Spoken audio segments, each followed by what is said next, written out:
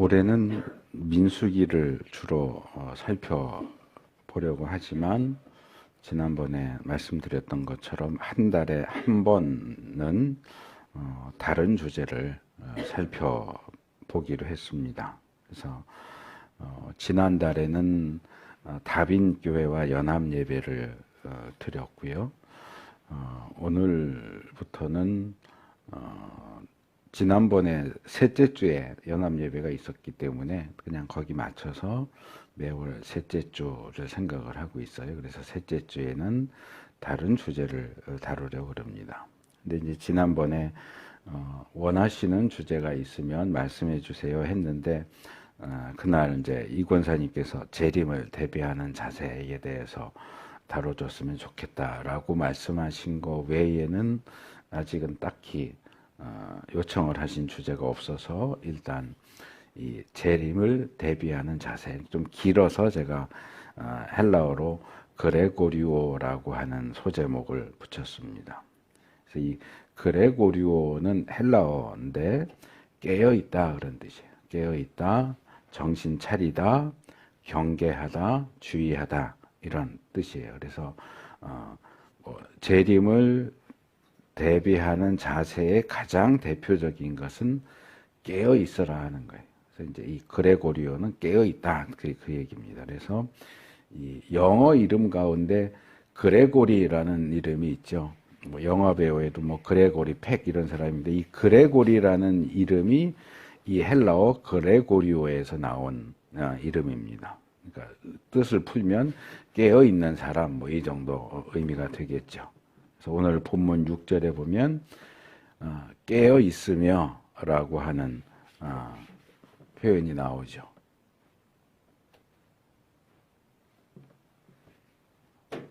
이 그레고리오를 번역한 것이 깨어 있으며 라고 하는 표현입니다.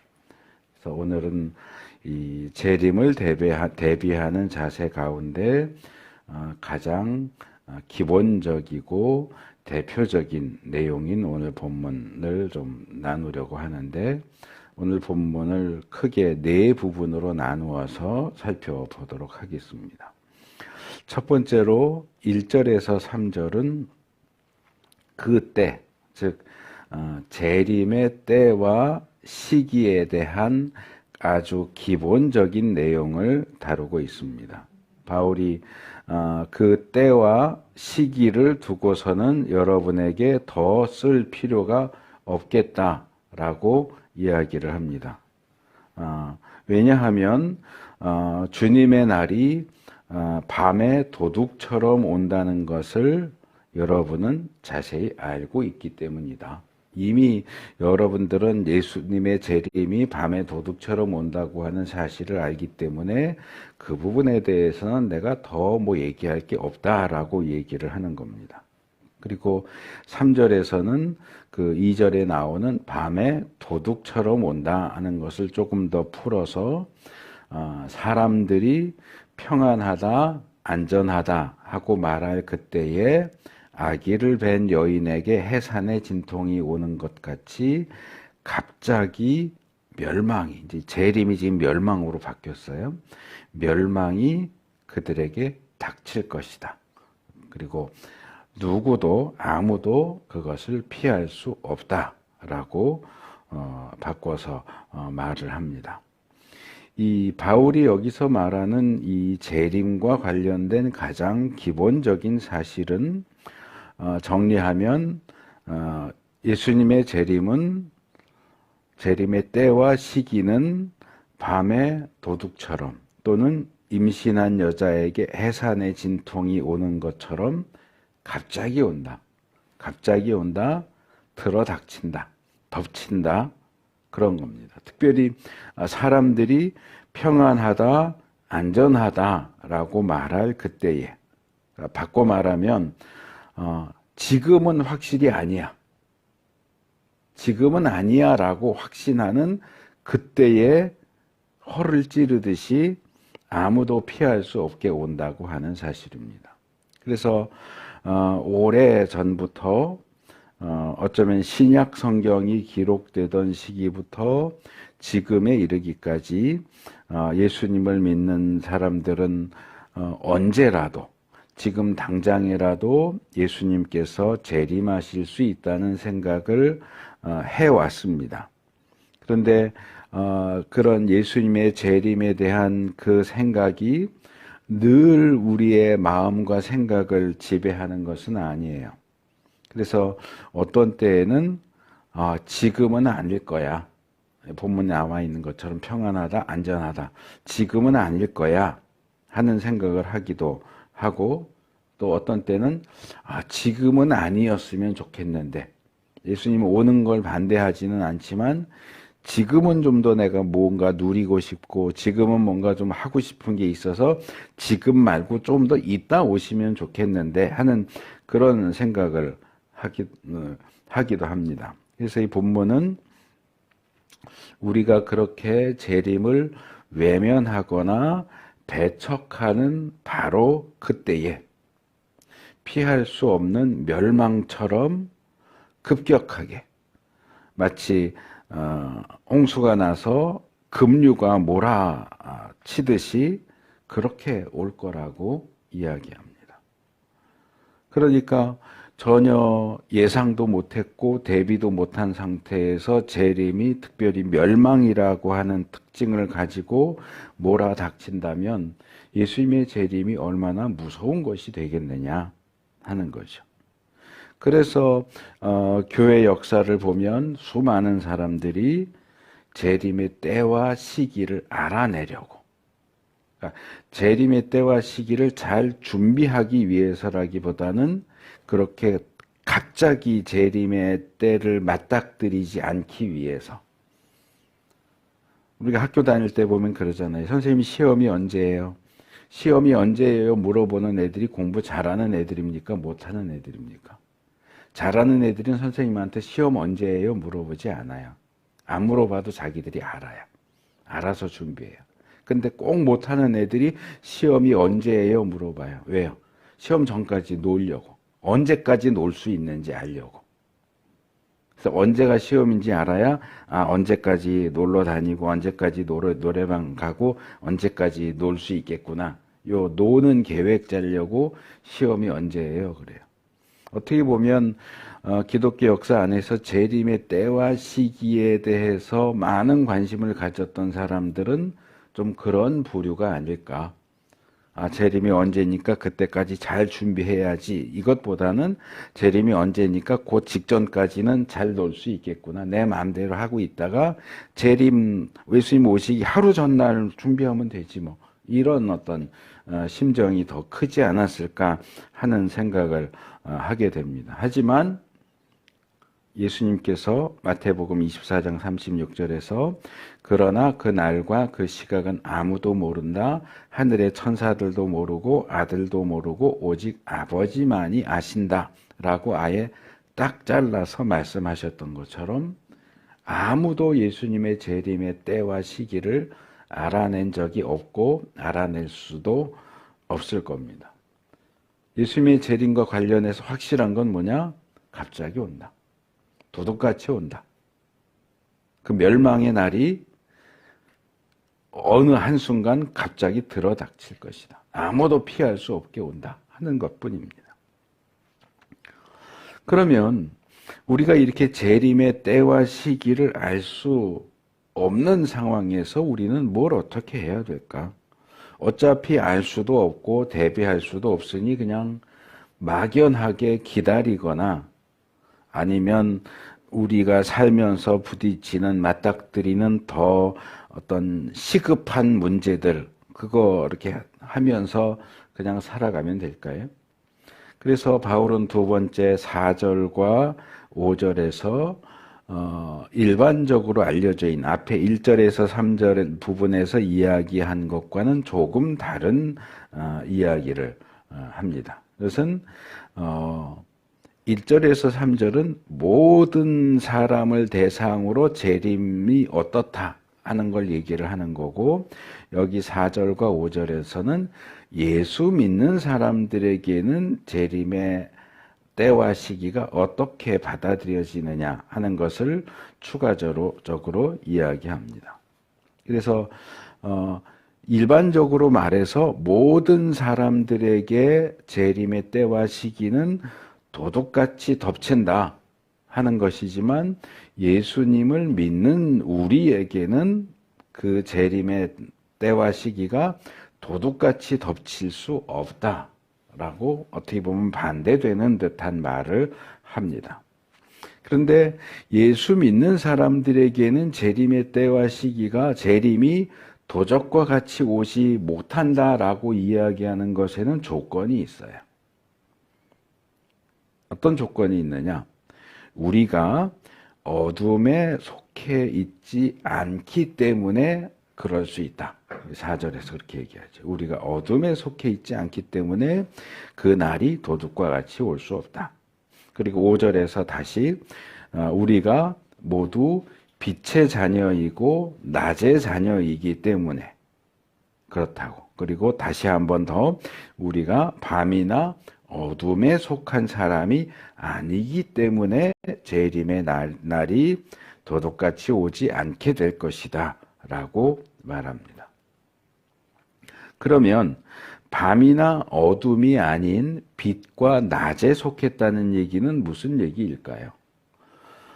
단순하게 생각하면 제가 조금 전에 그래서 1절에서 3절은 일반적인 인간 전체를 얘기하는 거고 4절, 5절은 예수 믿는 우리를 얘기한다. 그러면 일반적인 사람은 밤과 어둠에 속하고 예수 믿는 사람은 빛과 낮에 속한다. 이렇게 말할 수 있겠죠.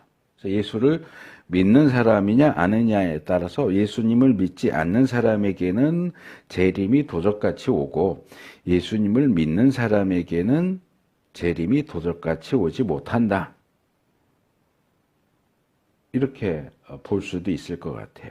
예를 들어서 골로새서 1장 13절에 보면 아버지께서 우리를 암흑의 권세에서 건져내셔서 자기의 사랑하는 아들의 나라로 옮기셨습니다. 이렇게 얘기하고 베드로전서 2장 9절에도 여러분을 어둠에서 불러내어 자기의 놀라운 빛 가운데로 인도하신 분, 이런 얘기를 해요. 그러니까 예수 믿는 사람은 어둠에서 빛으로 옮겨진 사람들이라는 거죠. 그러니까 예수 믿는 사람은 빛에 속하고 낮에 속하고 예수 믿지 않는 사람은 밤에 속하고 어둠에 속한다. 그러니까 예수 믿는 사람들에게는 재림이 도둑같이 오지 않는다. 이렇게 볼 수도 있을 것 같아요.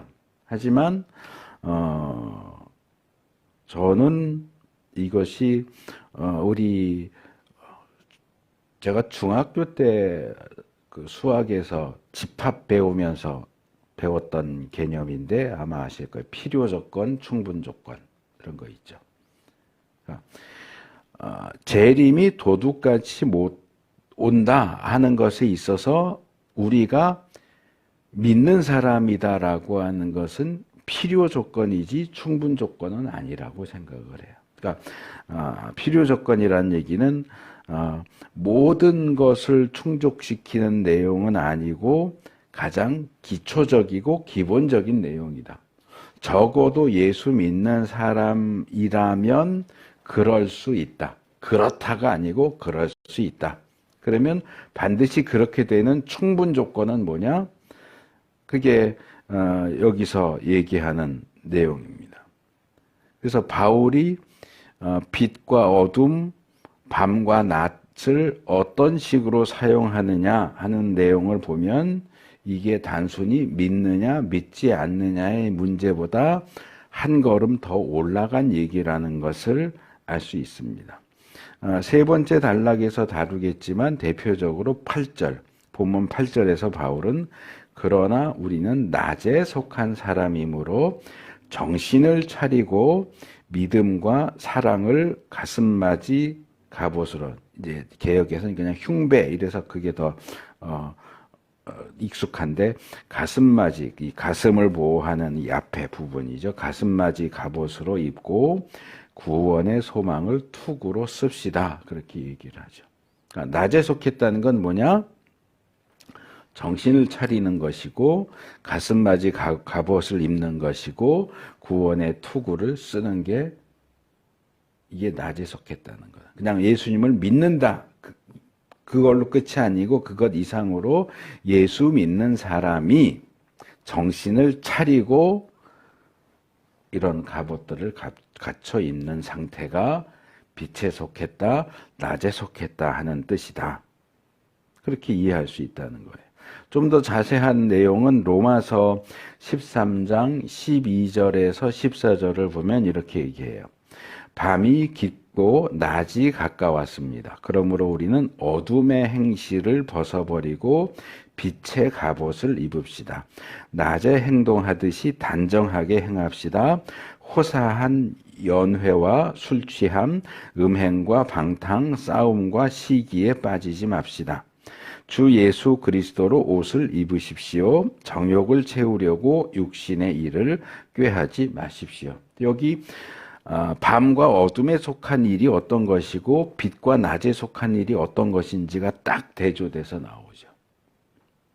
그러니까 본문에서 바울이 우리는 밤과 어둠이 아니라 빛과 낮에 속한 사람들이기 때문에 재림의 날이 도적같이 오지 못할 거다 하는 얘기는 그냥 단순히 우리가 믿는 사람이니까 그래를 얘기하는 게 아니고, 믿는 사람이라는 건 기본적인 거, 필요 조건이고 그 위에 충분 조건 뭐예요?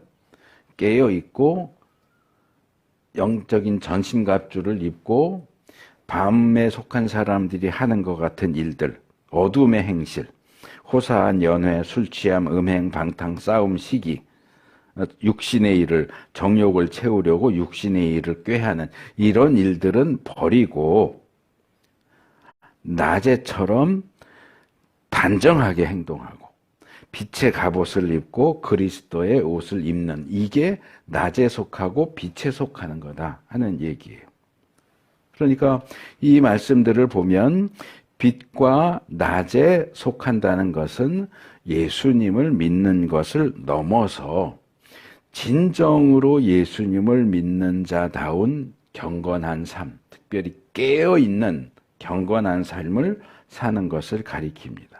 그래서 믿는다고 말은 하지만 게으르고 나태하고 방탕한 삶을 사는 사람에게는 재림의 날이 불신자들에게 도적같이 임하듯이 그 사람에게도 재림의 날이 도적같이 임할 겁니다. 믿는다고 해서 무조건 다 그날이 도적같이 오지 않는 게 아니고, 믿으면서도 특히 빛과 낮에 속한 삶을 사는 사람에게만 도적같이 오지 않는다, 그 얘기를 하는 거예요. 그래서 이제 6절에서 8절 세 번째 단락으로 넘어오면 그러므로 이러면서 이야기를 시작하죠. 그래서 바울은 빛과 낮에 속하는 자는 어떻게 살아야 하느냐, 빛과 낮에 속해 있는 상태를 계속 유지하려면 어떻게 해야 하느냐 하는 것을 이야기합니다. 먼저 6절에서 가장 핵심적인 이야기를 하는데 그게 바로 깨어 있으며 정신을 차려야 한다 하는 거예요. 그래서 오늘 설교 제목을 제가 깨어 정신을 차려라, 이렇게 있으며를 빼고 깨어 정신을 차려라, 이렇게 제목을 잡았어요. 여기 깨어 있으며가 제가 아까 설교를 시작하면서 얘기했던 헬라어 그레고리오를 번역한 거고요. 정신을 차려라는 네포라는 단어, 네포. 그레고리오 네포에. 네포를 번역한 게 정신을 차려라. 근데 조금 더 이 단어들을 자세하게 들여다보면 그레고리오라고 하는 단어는 깨어있다, 정신을 차리다, 지켜보다, 경계하다, 주의하다, 신중하다, 이런 뜻들을 가지고 있어요. 그래서 이 그레고리오의 의미들을 쭉 정리를 해보면 장면이 하나 딱 떠오르는데 이런 거예요. 전쟁이 일어났어요. 그래서 특수부대가 적진 한가운데 침투했습니다. 작전을 수행하려고 온통 적들이 깔려있는 한 군데 한가운데 침투했어요. 어떻게 해야 돼요? 밤에도 편하게 잘 수 없어요. 적어도 경계병을 1명, 2명 이렇게 세워야죠. 그래서 그 경계병이 밤인데도 자지 않고 깨어서 정신을 똑바로 차리고 주위를 둘러보면서 지켜보고 경계하면서 최대한 주의를 기울여서 경계하는 모습. 이게 그레고리오예요. 재림을 대비하는 사람의 삶의 모습은 그거예요. 우리가 지금 이 땅에 살면서 가정생활도 하고 직장생활도 하고 사회생활도 하지만 우리 주변은 온통 적이에요. 우리는 지금 적군 한가운데 침투해 있는 거예요. 그러니까 어떻게 해요? 밤이라고 해서 편히 잘 수가 없어요. 깨 있어야 돼요. 정신을 똑바로 차려야 돼요.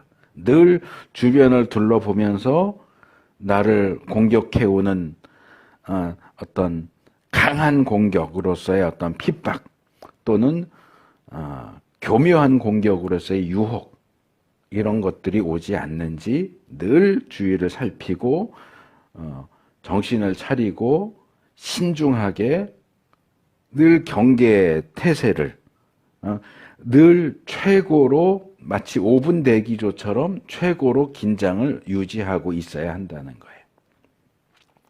그 다음에 이 내포라는 단어는 아까 제가 앞에서 그냥 대표적인 뜻으로 정신을 여기 번역된 것 따라서 정신을 차리다 이렇게 했지만 원래 기본적으로는 뭐냐 하면 금주한다는 뜻이에요. 정신을 차린다는 얘기는 술을 안 마신다는 거예요. 술에 취해 있는 상태가 아니라는 거예요. 술 마셔서 술 취해갖고 해롱해롱 하는 상태가 아닌 상태가 내포예요. 정신을 차린 상태예요. 그래서 금주하다, 술 취하지 않다, 침착하다, 냉정하다, 분별이 있다, 신중하다 이런 뜻이에요. 그래서 술에 취하지 않은 멀쩡한 정신, 침착하고 냉정하게 분별력을 가지고 신중하게 판단할 수 있는 상태가 내포예요. 이거는 제가 여러 차례 강조하는 그 제사장의 분별 사역, 거룩하고 속된 것, 부정한 것과 정한 것을 분별하라. 그 레위기 10장 10절 앞에 10장 9절에서 뭐가 돼 있어요? 제사장은 성막에 나갈 때 술 마시면 안 된다. 그래서 10절이 뭐래? 그리하여야. 술에 취하지 않아야 분별한다 그랬잖아요. 지금 여기서 얘기하는 이 내포 단어가 딱 그거하고 들어맞는 거예요. 분별해야 되니까. 냉정하고 멀쩡한 정신으로 침착하게 상황을 잘 보고 분별해야 되니까 술에 취한 상태면 안 된다는 거예요. 물론 이것은 대표적으로 술에 취한다는 거지 술 외에도 우리를 취하게 하는 건 많죠. 술에 취할 수도 있고요. 돈에 취할 수도 있고요. 성공에 취할 수도 있고요. 명예에 취할 수도 있고요. 아까 로마서 말씀에 있는 것처럼 정욕에 취할 수도 있어요. 무엇이든지 우리를 취하게 만들어서 분별력을 잃게 만드는 상태에 빠지면 안 된다는 얘기예요.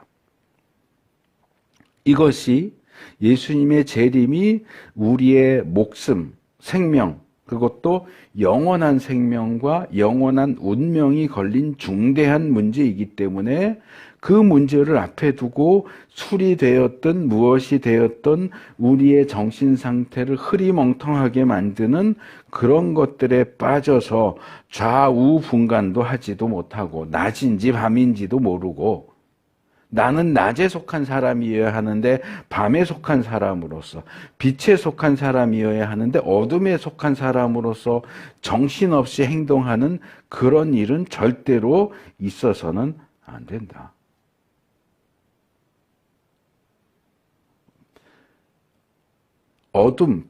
밤과 어둠에 속한 자들의 가장 중요한 특징이 잠자는 거예요.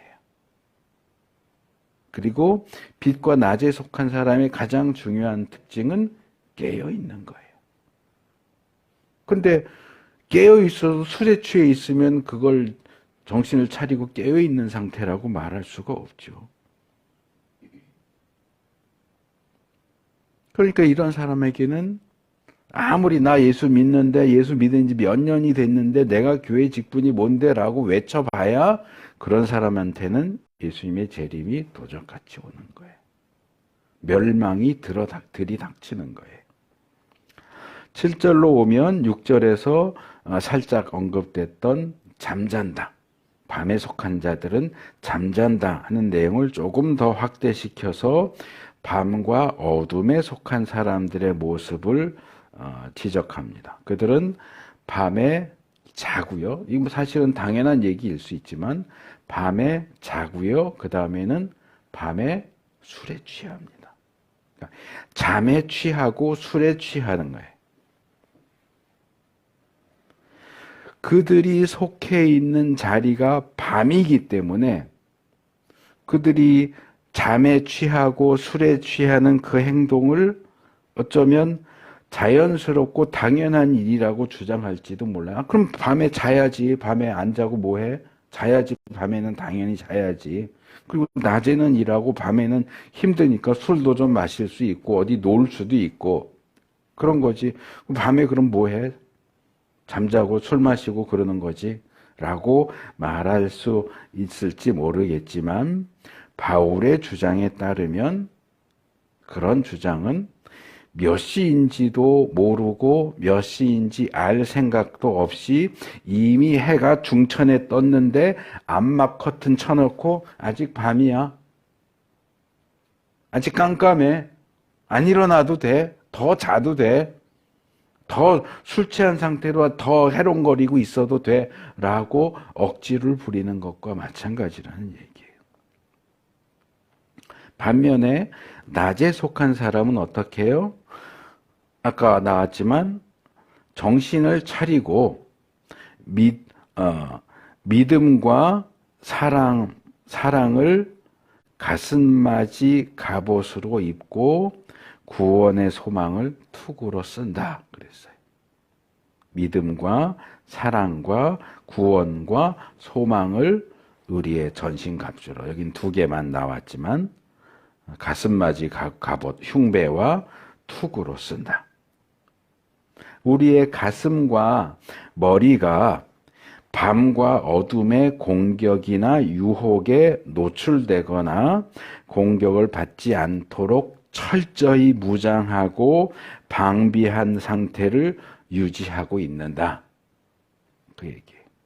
그리고 이렇게 가슴맞이 갑옷을 입고 투구를 쓰는 일은 무엇보다도 정신을 차리고 있는 것에서 시작된다는 거예요. 여기 네포. 6절에서는 그레고리오하고 네포가 같이 나왔는데 여기 8절에는 네포만 나와요. 하지만 이 이야기 문맥 속에서 그레고리오하고 네포는 쌍둥이처럼 짝을 이루고 있기 때문에 여기 네포만 나와 있지만 그레고리오와 네포가 같이 나온다 이렇게 생각하고 읽으셔도 됩니다. 그러니까 정신을 차리고 깨어서 흉배도 입고 투구도 쓰고 정신을 뒤집어 말하면 정신을 차리고 깨어 있지 않는 사람은 가슴맞이 갑옷을 입을 일도 없고 투구를 쓸 일도 없어요. 그러면 가장 치명적인 머리와 심장이 노출돼서 공격받아서 죽는 거예요.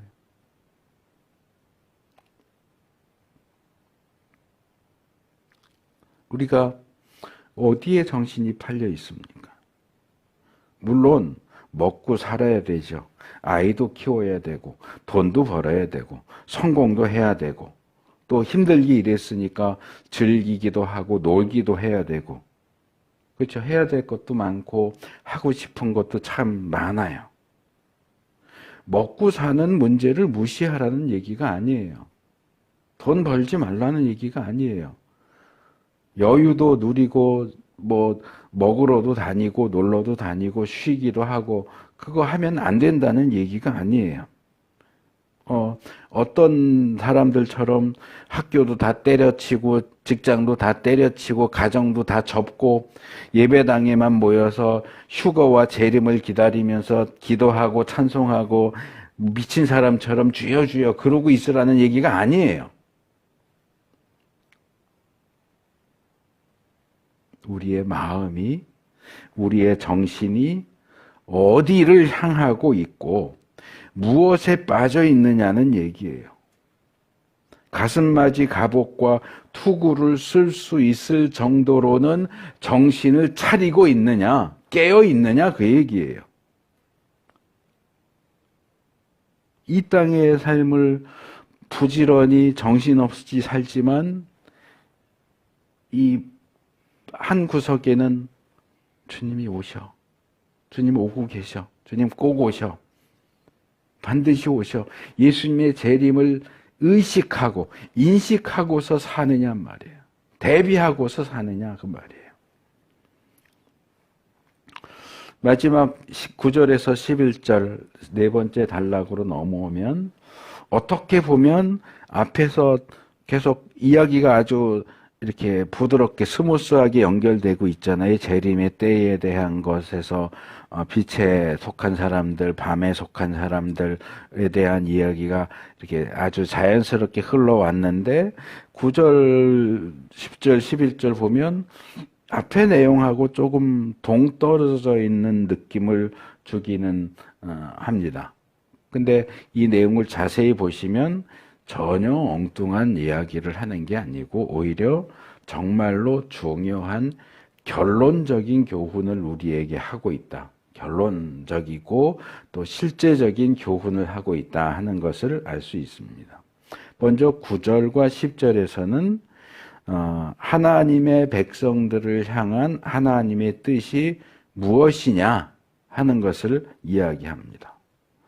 바울은 하나님께서 우리를 진노하심에 이르도록 정하여 놓으신 것이 아니다. 아까 재림과 관련해서 재림이 멸망으로 연결됐는데 지금 여기에서는 다시 진노 이렇게 돼 있죠. 그러니까 예수님의 재림은 여기서는 지금 바울이 멸망과 진노 쪽으로만 얘기하지만 그쪽만 있는 게 반대도 있어요. 구원도 있죠. 구원, 안식. 그렇죠? 예수님의 재림은 양날에 갑자기 표현이 날이 양쪽에 달려있는 검.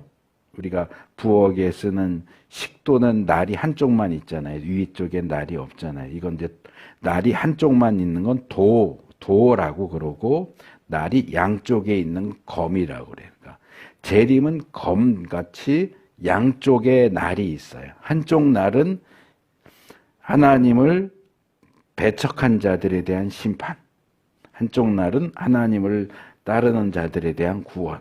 그러니까 재림은 구원과 심판이 동시에 행해지는 날이에요. 그런데 바울은 지금 구원에 대한 얘기는 안 하고 심판에 대한 얘기만 하고 있어요. 멸망과 진노에 대한 얘기만 하고 있어요. 왜요? 그게 더 중요하다고 보는 것 같아요.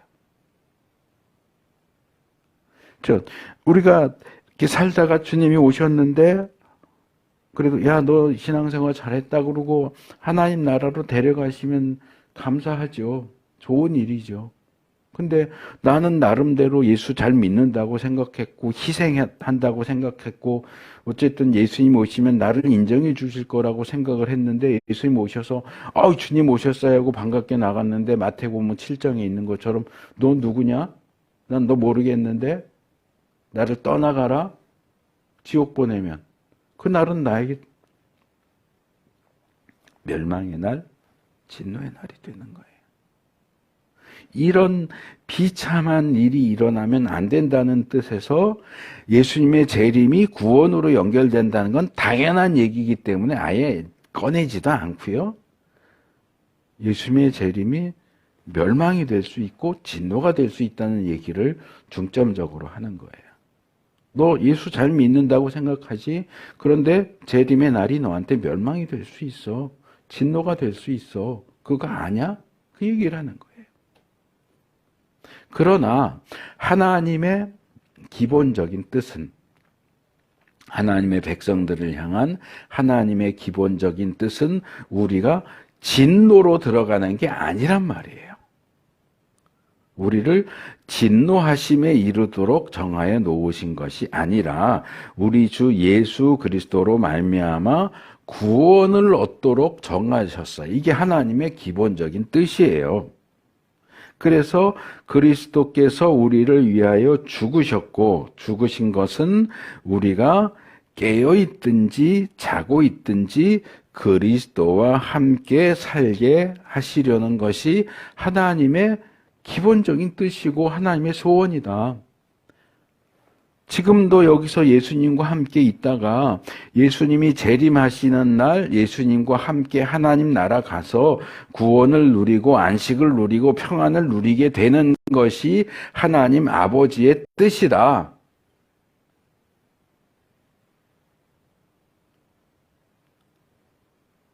이게 앞에서 말한 필요 조건으로서의 구원이죠. 그래서 예수 그리스도의 죽음은 우리를 진노가 아닌 구원으로, 멸망이 아닌 하나님 나라로 이끌기 위해서 행해진 하나님의 은혜롭고 놀라운 역사예요. 그래서 우리가 깨어 있든지 자고 있든지 그리스도와 함께 살게 되는 것이 하나님의 최종 목표란 말이에요. 그런데 여기 우리를 조금 혼동스럽게 하는 표현이 나오죠. 앞에서 우리가 분명히 자는 거, 깨는 거 얘기했었어요.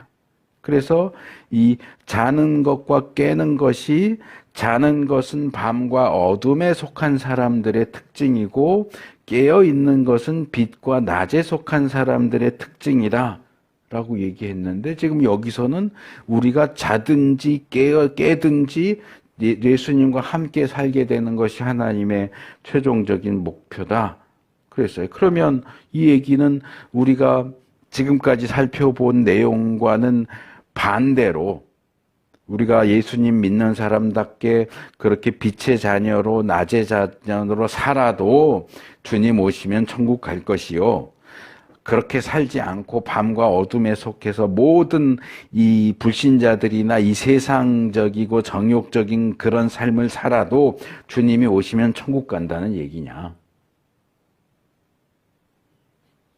그건 아니죠. 이게 그런 뜻이라면 바울은 지금 앞에서 자기가 한 얘기를 다 뒤집어 엎는 거예요. 그런 의도가 아니에요. 그렇기 때문에 여기 10절에 나오는 깨어 있든지 자고 있든지는 6절에서 8절에 나오는 잔다와 깨어 있는다 하고는 다른 의미로 읽어야 됩니다. 저는 바울의 다른 편지들을 고려할 때 이 주님 오실 때 우리가 자고 있든지 깨어 있든지 자고 있든지는 주님이 오실 때 우리가 살아있든지 죽어있든지를 얘기하는 거라고 생각합니다. 그래서 그리스도인으로서 우리의 일생을, 평생을 깨어 있으면서 정신을 차리고 산 사람은 예수님이 재림하실 때 살아있든지 아니면 예수님이 재림하실 때 이미 죽어서 무덤에 있든지 결국은 똑같이 하나님 나라 가서 예수님과 함께 살 거다, 그 얘기예요. 이 얘기는 깨어 있지도 않고 정신을 차리지도 않고 밤과 어둠에 속해서 육신의 정욕과 안목의 정욕과 이생의 자랑과 그런 것들을 추구하면서 살던 사람도 무조건 천국 간다, 그 얘기가 아니에요.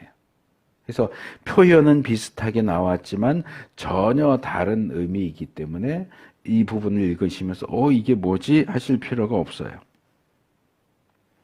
이 부분을 이렇게 읽어야 마지막에 나오는 11절, 그러므로 여러분은 지금도 그렇게 하는 것과 같이 서로 격려하고 서로 덕을 세우십시오 라는 내용과 무리 없이 자연스럽게 연결이 되는 겁니다. 여기 서로 격려하고 덕을 세워라 하는 얘기는 일반적인 포괄적이고 일반적인 의미로 이해할 수도 있어요. 우리가 살아가면서 서로 격려한다. 이제 영어로는 스티어 업 그래요. 이렇게 나쁜 의미로 말하면 부추긴다인데 이게 나쁜 짓을 부추기는 게 아니고 잘한다, 잘한다 칭찬해주고 격려해주는 거. 일어설 수 있도록 뭔가 긍정적이고 적극적으로 어떤 것을 할 수 있도록 계속 박수 쳐주고 응원해주고 격려해주는 걸 얘기하는 거예요. 그리고 덕을 세우는 것은 서로 간에 유익이 있도록 하는 그런 걸 얘기를 하는데 이게 일반적인 측면으로도 생각할 수 있지만 우리가 지금 1절부터 살펴본 내용 쭉 살펴본 내용을 이 11절에 취합을 시키면 연결을 시키면 뭐예요? 서로 간에 늘 재림을 의식하면서 깨어서 정신을 차리고 갑옷을 입고 투구를 쓰고 낮에 속한 사람으로서 빛에 속한 사람으로서 살도록 서로를 격려해줘라. 우리 믿는 사람들은 서로가 서로에 대해 재림을 대비하는 자세로 살아갈 수 있도록 일깨워주고 끌어주고 밀어주고 박수 쳐주고 응원해주고 함께 갈 그런 의무가 있다. 그런 얘기예요. 그래서 서로 격려하고 점검해주면서 최종적인 구원을 향해서 함께 나가라. 이게 11절이 말하는 결론이에요. 그러니까 앞에 1절부터 한 8절까지 내용은 어떻게 보면 개인에 대한 얘기예요. 우리 개인이 밤과 어둠이 아닌 빛과 낮에 속한 사람으로서 어떻게 생각하고 어떻게 행동해야 되느냐를 얘기한다면 여기 9절, 10절, 특별히 11절은 우리가 교회 공동체로서 서로가 서로에게 어떻게 재림을 대비하는 자세로 살아갈 것인지 서로에게 선한 영향을 주고 받을 수 있어야 하느냐. 어떻게 그것을 공동체 안에서 교회 안에서 실천해야 하느냐 하는 것을 이야기하는 겁니다. 그리고 이것이 바로 우리를 위해서 독생자 예수님을 죽이시면서까지 우리를 진노와 멸망, 지옥이 아니라 구원에 이르기를 원하신 그 하나님의 최종적인 뜻에 합당한 정상적인 신앙생활의 모습이다 하는 겁니다. 그래서 오늘 예수님의 재림을 대비하는 자세에 대한 첫 번째 내용, 깨어서 정신을 차려야 된다. 그레고리오 네포에 대해서 말씀을 나눴습니다. 주님은 오십니다. 반드시 오십니다. 지금도 오고 계십니다. 우리가 그것을 인식하면서 살든 무시하면서 살든 주님의 재림은 확실히 일어날 사실입니다. 그 재림을 맞이하는 데 있어서 나 예수님 믿었는데요, 신앙 고백했는데요, 영접 기도했는데요, 이것만으로는 충분하지 않아요. 그건 필요 조건이에요. 예수님 믿어도 구원받을 수 있을지 없을지 모른다 그 얘기를 하는 게 아니에요. 예수님을 정말로 믿는다면 정말 예수님 믿는 사람다운 모습으로 살라는 겁니다. 예수는 믿었는데 밤에 속한 사람처럼 어둠에 속한 사람처럼 살면 그 사람에게는 예수님의 재림날은 도적같이 오고 멸망처럼 올 거예요. 나 예수님 믿었는데 그럼 누가 그렇게 믿으랬냐? 그게 정말 예수님 믿는 거 맞아? 그러실 거예요. 주여 주여 내가 주의 이름으로 선지자 노릇도 하고 귀신도 내쫓고 말씀도 전했는데 그러면은 난 너 몰라. 그게 무슨 나를 믿는 거라 그래? 그건 나 믿는 거 아니야. 너 좋다고 한 얘기지, 나 믿는다고 하는 일이 아니잖아. 너 같은 거 필요 없으니까 가. 진노로, 멸망으로, 지옥으로 가. 쫓아내실 거예요. 재림과 관련해서 깨어서 정신을 차리고서 가슴맞이 갑옷과 투구를 쓰고서 주님을 기다려야 되고, 성도 상호 간에 그런 신앙적인 자세와 삶의 태도를 계속해서 유지할 수 있도록 옆에서 점검해주고 격려해주고 자꾸 옆구리 콕콕 찔러줘야 돼. 재림 잘 준비하고 계십니까? 깨어 계십니까? 정신 차리고 삽니까? 흉배했습니까? 투구 썼습니까? 그렇게 살아야 돼요. 이 말씀을 듣는 우리 모두가 우리를 향한 하나님의 뜻에 합당한 모습으로 살면서 재림을 준비하는 우리 모두가 될 수 있기를 축복합니다.